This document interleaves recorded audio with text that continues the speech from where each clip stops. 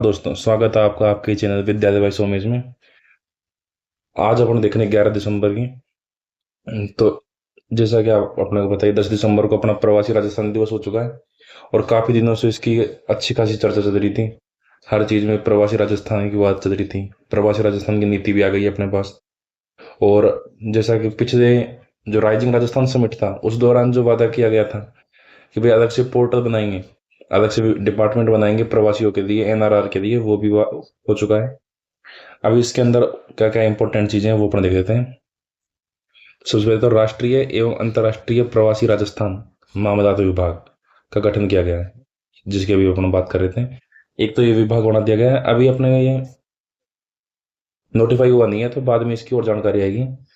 दूसरा, 14 नए चैप्टर्स की घोषणा की है राजस्थान फाउंडेशन ने। जैसे कि अपने पिछले वीडियो में भी अपन ने जिक्र किया है कि अपने पास राजस्थान फाउंडेशन नाम से एक संस्था है, जिसके चैप्टर का मतलब है कि कितनी उसने शाखा खोल रखी है। कहाँ पर?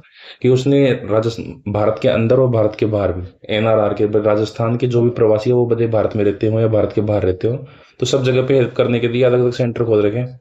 तो टोटल मिला के अपन ने पहले बात की थी 26 है। उसमें से 14 और 12 इसको अपन तरीके से याद भी किया था भाई, बाहर की तरफ अगर अपन कोई चीज बनाएंगे तो कम बनेंगे। तो बाहर 12 तो कहाँ पर है? इंटरनेशनल है। और 14 कहाँ पर है अपने पास? भारत में। ये अपन ने बात की थी। 14 नए चैप्टर तो 26 तो पहले से थे, 14 नए और खोल दिए गए, तो टोटल कितने हो चुके? टोटल हो गए अब 40 चैप्टर। ठीक है, इनकी घोषणा की है अभी तक, तो अभी और इसका बाकी काम जो होगा तो अभी उस हिसाब से अपन देखेंगे। इसके बाद अपन नेक्स्ट पेज पे चलते हैं।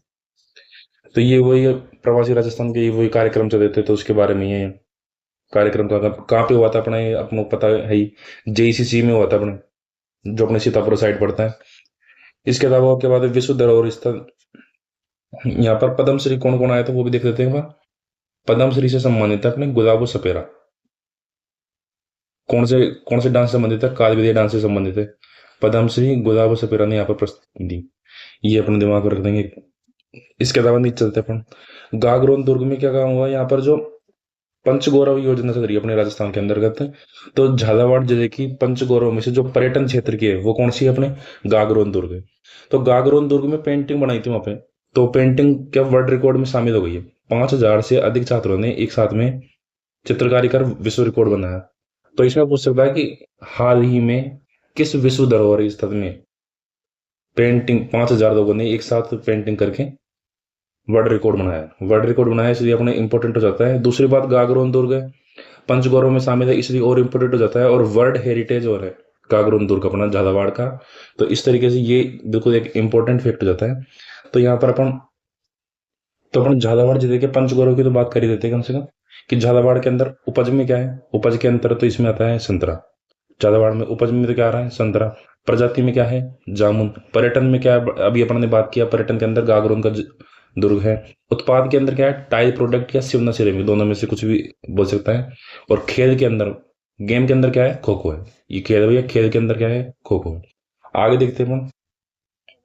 आगे के में इसके अंतर्गत तो कोई स्पेशल बात की नहीं है अपन, देखो एग्जाम ओरिएंटेड बात। इसके अंतर्गत राजस्थान राज्य पथ परिवहन निगम की चर्चा की गई है। राजस्थान राज्य पथ परिवहन निगम, रोडवेज की बात की गई है, कितनी बसें दी हैं, कितनी नहीं है, क्या क्या नया काम किया है, कितना घाटा में से बाहर निकला है, कितना घाटा कम हुआ है। तो वो इंपॉर्टेंट नहीं है अपने एग्जाम ओरिएंटेड। राजस्थान राज्य पथ परिवहन निगम की बात करें तो यहाँ पर जयपुर में क्या है? इसका हेडक्वार्टर है।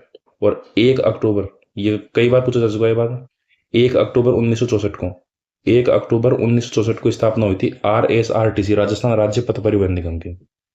इसके अलावा फॉर्मूलों के बारे में बात है तो इसमें से कोई इंपॉर्टेंट नहीं है। नेक्स्ट पेज में अपन देखेंगे, केंद्रीय योजनाओं के क्रियान्वयन में देश में अग्रणी राज्य में राजस्थान, ज्यादातर चीजों में अपन फर्स्ट रैंक पे भी है। इसमें योजनाओं की बात की मैंने तो सबसे पहले तो भाई गिव अप में 47.47 लाख व्यक्तियों ने स्वेच्छा से गिव अप किया है। और नए लोग कितने जुड़े हैं? 70.70 लाख योग्य व्यक्तियों को इसमें जोड़ा गया है। एक तो ये बात हो गई इसमें। दूसरी एक इंपॉर्टेंट बात इसमें क्या है? पीएम स्वनिधि योजना की बात है। पीएम स्वनिधि योजना, इसके बारे में अपन डिटेल में देख लेंगे अभी। एक बात की है पीएम विश्वकर्मा योजना के बारे में।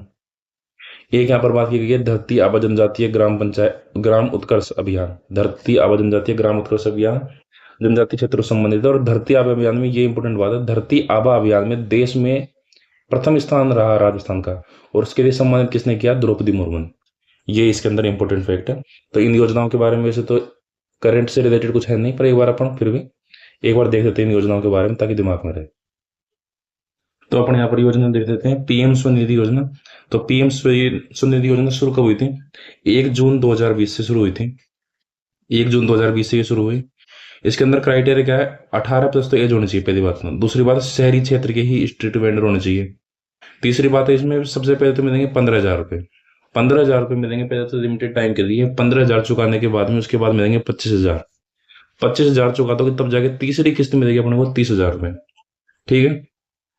इसमें आवास एंड शहरी कार्य मंत्रालय, आवास एंड शहरी कार्य मंत्रालय इसका नोडल मंत्रालय है। उसके अलावा इसमें सब्सिडी कितनी दी जाएगी? 7% की इसमें सब्सिडी दी जाएगी। उसके अलावा 31 मार्च 2024 तक, पहले इसका टारगेट था 31 मार्च 2024 तक ये चलानी है, लेकिन अभी इसकी लिमिट बढ़ाकर कितनी कर दी है? 31 मार्च 2030 तक। हाल ही में की है अभी, 31 मार्च 2030 तक ये योजना बढ़ा के कर दी है। और टारगेट रखा है वो 50 लाख इसमें नए लाभार्थी जोड़े जाएंगे। पहले से कुछ लाभार्थी इसके अंदर है, 50 लाख और एक्स्ट्रा जोड़े जाएंगे। दूसरे इसके अंतर्गत बात की है पीएम विश्वकर्मा योजना की। तो पीएम विश्वकर्मा योजना कब शुरू की है? पीएम विश्वकर्मा योजना शुरू की गई 17 सितंबर 2023 को। मोदी जी का जन्मदिन आता है, उसी टाइम पे एमएसएमई डे भी मनाते हैं अपन 17 सितंबर को। 17 सितंबर 2023 को पीएम विश्वकर्मा योजना शुरू की गई। इसके अंदर क्या क्या होता है कि एक तो 15,000 रुपये दिए जाते हैं, कोई उपकरण खरीदने के लिए 15,000 रुपये दी जाएंगे। एक 5 से 15 दिन की ट्रेनिंग दी जाती है, और जो 5 से 15 दिन की ट्रेनिंग दी जाती है उसमें भी 500 रुपये पर डे का अपने को स्टाइपमेंट मिलता है। 18 ईयर प्लस इसकी कैटेगरी है, 18 ईयर प्लस होना चाहिए पहले तो, और 18 ईयर प्लस ही इसकी एज होनी चाहिए।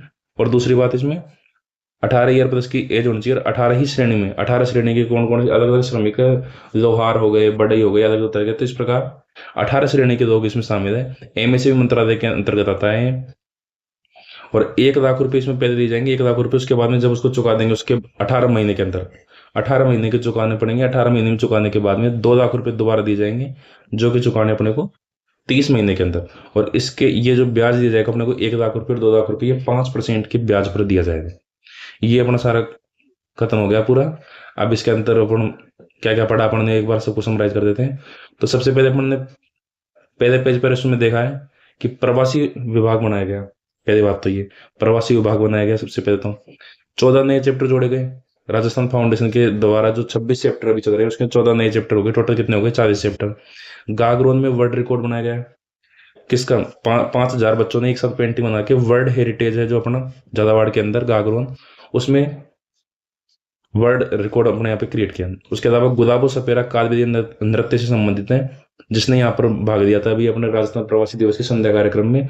और जो गुलाबो सपेरा है, इसको पद्मश्री पहले मिल चुका है, पद्मश्री से सम्मानित किया है। ठीक है। तो इस तरीके से अपने 11 तारीख खत्म होती है। बहुत बहुत धन्यवाद।